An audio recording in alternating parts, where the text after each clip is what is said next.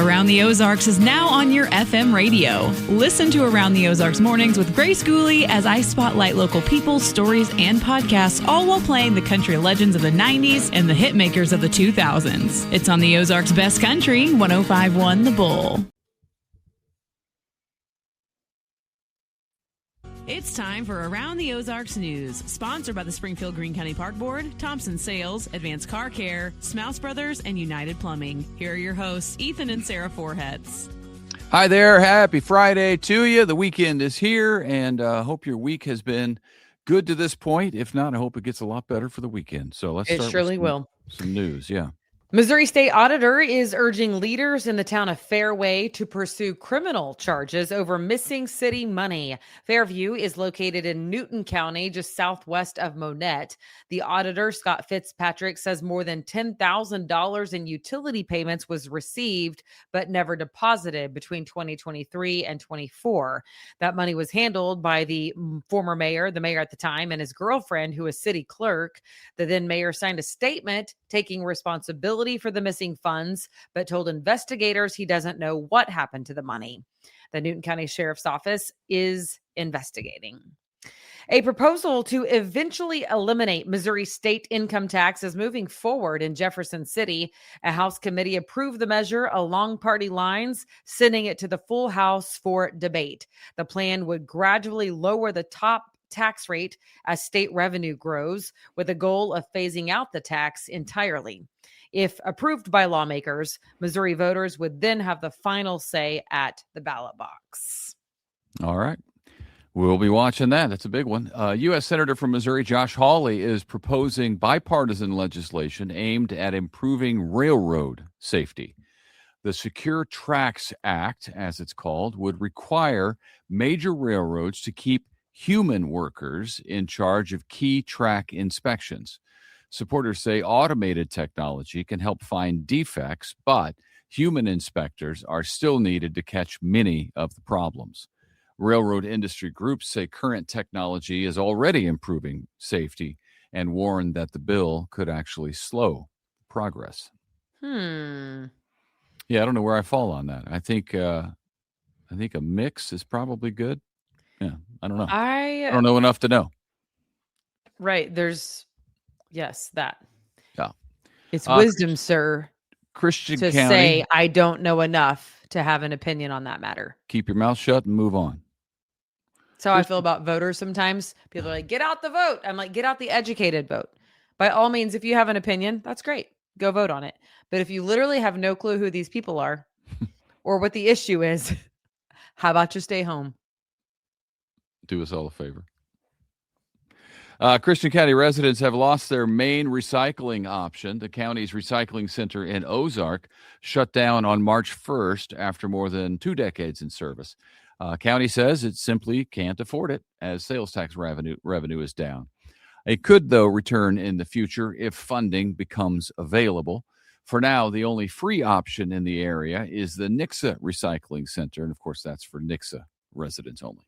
Okay.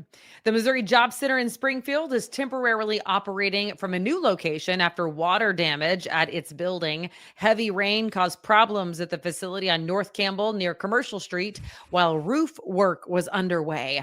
The staff is now helping job seekers at the Midtown Carnegie Branch Library on East Central from 9:30 to 4 every day. The Job Center will continue to operate there at least through today while crews assess and get that damage repaired.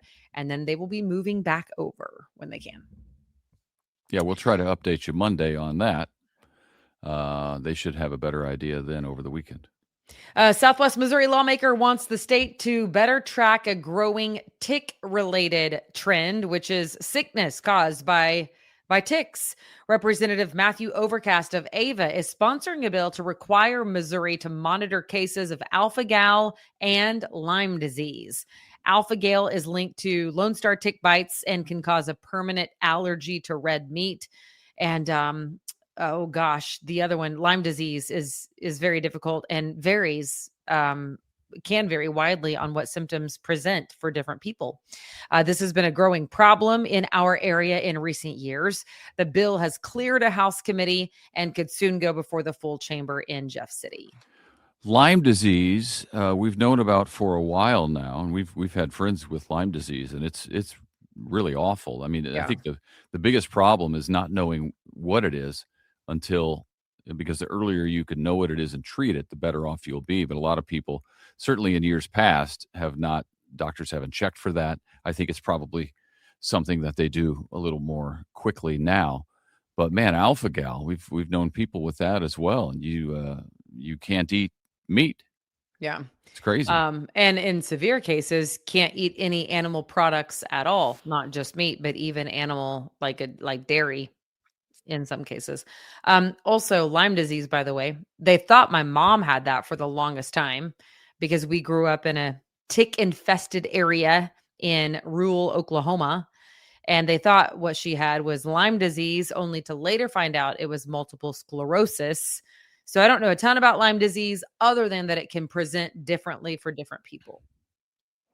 Well, it's so strange how because when I was a kid, none of this stuff existed, and then all of a sudden, well, even since we've been in Springfield, alpha gal didn't really exist, and then all of a sudden, it was everywhere. Yeah. And I don't remember ticks being as bad back in the St. Louis area where I grew up on the Illinois side as they are here. Ticks Well, are they were definitely terrible in crazy. Oklahoma, in my small little town. I mean, it's a lot warmer here even than it is in St. Louis. Yeah. Yeah, maybe that's part of it. But or maybe they're terrible there as well now. I don't know what's going on. But they're a problem. Our kids come in from outside and they've got the boy especially has got covered in ticks. Yeah. Yeah. Okay. Springfield based nonprofit Care to Learn is launching a major campaign to expand its work helping students. The organization has purchased nearly 20,000 square foot building on East Portland Street for its new headquarters.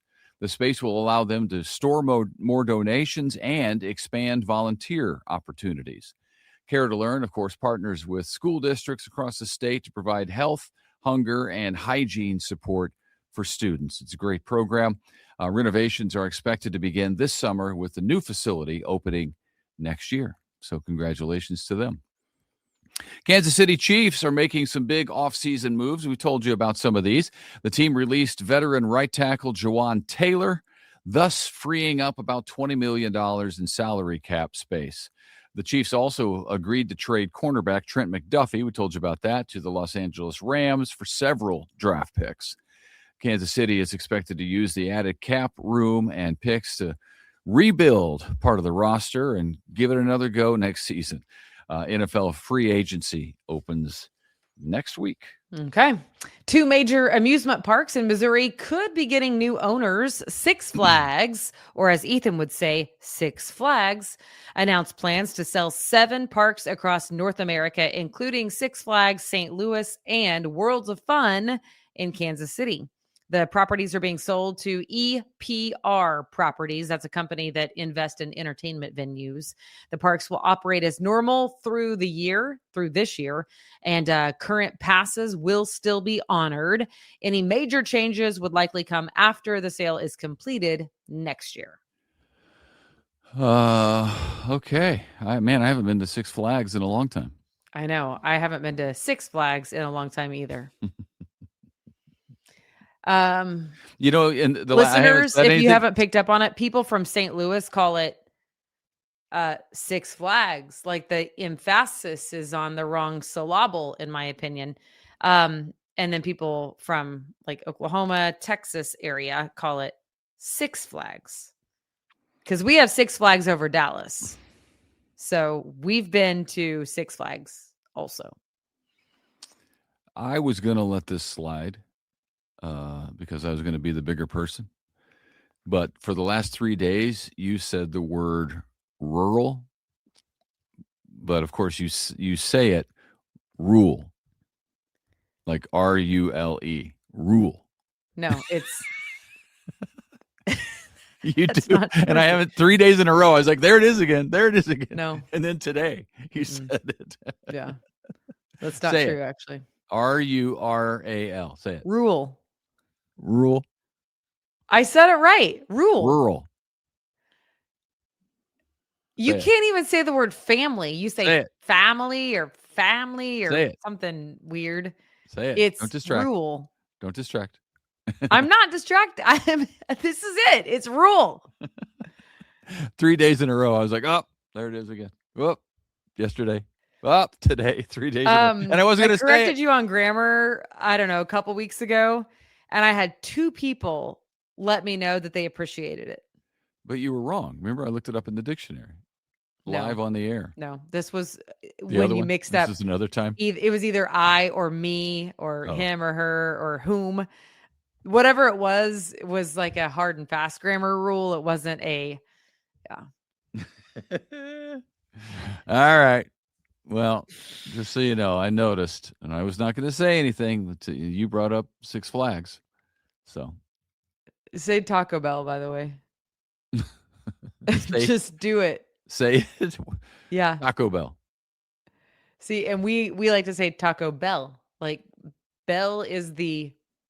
Nobody goes there for a bell. I go there for tacos. I want to hit the taco. Yeah. Yeah. Got you with that one. Touche. That's a fair point. All right. To be continued on another we digress. podcast. Okay. We'll see you Monday. Thanks for tuning in. Have a great weekend.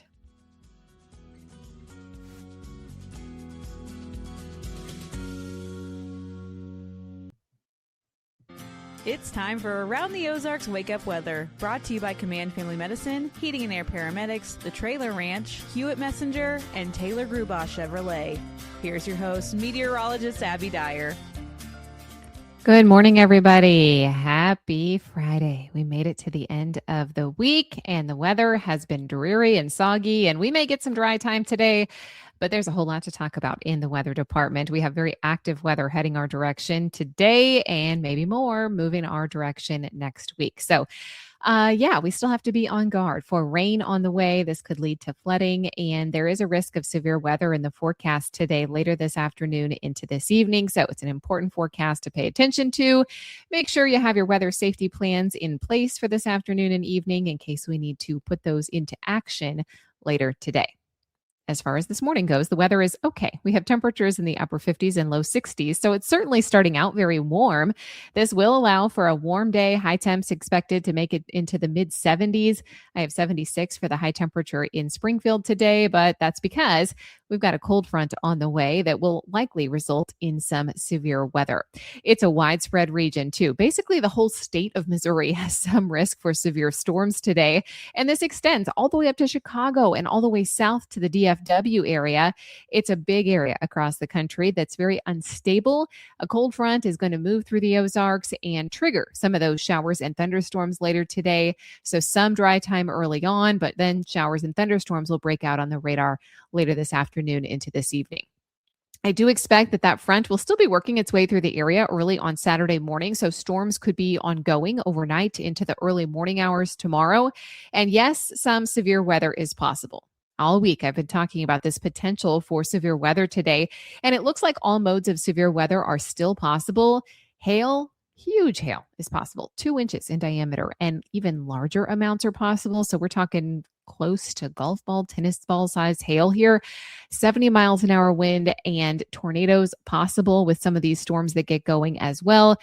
It's a day to pay attention to say the least. We do have what we call enhanced risks for severe weather west of the Springfield area and a slight risk for the other part of the region. I do expect some of those storms to break out this afternoon into tonight, and potential for strong to severe storms is going to be ongoing as we head through the evening hours. Early indications suggest that supercell thunderstorms are going to develop late this afternoon into the evening before merging into a squall line, so the threats kind of change. Early in the day, if the sun is still out, the threats are going to be very large hail and tornadoes. As we go into later in the day, the threat becomes more of a wind threat as those storms form into a line. So still a few tornadoes, but damaging winds are the biggest threat for overnight hours tonight. Also keep in mind, the ground is saturated now. We have a lot of rainfall over the last couple of days, so that may make tree roots a little bit weak or softer, and the high winds with the wet grounds could mean a bad combination. In terms of how much additional rainfall to expect, I think localized pockets of a half inch to an inch are going to be possible, but additional rainfall means that we could see a whole lot in the way of water by the time the weekend is over. And I am expecting there will be spots across the Ozarks that got nearly 4 inches of rain just this week, and more is on the way next week. In fact, I think there could be more severe weather in the extended outlook. The middle of next week looks possible for another round of strong storms to move through the Ozarks. So we'll have to watch that carefully too as it gets a little bit closer. Around the country, here's what's making headlines. It's severe storms for the Midwest today. Yes, I think we are the top national news. We may see some of that coverage over the weekend as well. We also are seeing favorable wildfire conditions today over parts of the southern high plains, and temperatures will be above average from the Great Plains to much of the eastern United States today. It's some of that spring-like heat that's fueling the strong to severe thunderstorms that are going along with it in the forecast. All right, it's time for that Around the Ozarks Wake Up Weather Brain Twister Trivia question. Here was the question from yesterday. What instrument was originally called a sackbut? Do you think that was A, the trombone, B, the bagpipes, C, the harpsichord, or D, the oboe? I did not know this one, but I do not speak French. If you do speak French, you may have known that the answer is A, trombone. The trombone's early version in the 15th century was known as the sackbut. It came from an old French saquer, meaning to pull, and buter, to push. That makes sense when you say it like that. But when you translate it, it doesn't come out right, does it? Yeah. Nobody wants to play the sackbut. Not a good word. So they've changed it. We're back to trombone. But congrats. If A was your guess, this is a good example of languages not really translating quite well. The name has stuck in historical context. So if you're reading historical text, you may come across that. All right, here's the next trivia question for tomorrow. Or actually, this one's for Monday morning. I'll have the answer Monday next week. Keep you hanging over the weekend. The flying disc toy that we know as the Frisbee got its name from what? Do you think it was A, NASA space mission, B, a Connecticut pie company, C, the last name of its inventor, or D, an old military training disc? Please let me know your thoughts. You can do that. Leave your guesses at aroundtheozarks.com. I hope everyone stays safe today. Please be weather aware. You don't have to worry early this afternoon through the lunch hour. It's after lunch. Late this afternoon and evening, we have to start watching for those showers and thunderstorms. There could be all modes of severe weather. So have your safety plan in place. Have a way to get watches and warnings. And I will meet you right back here on Monday. See you then.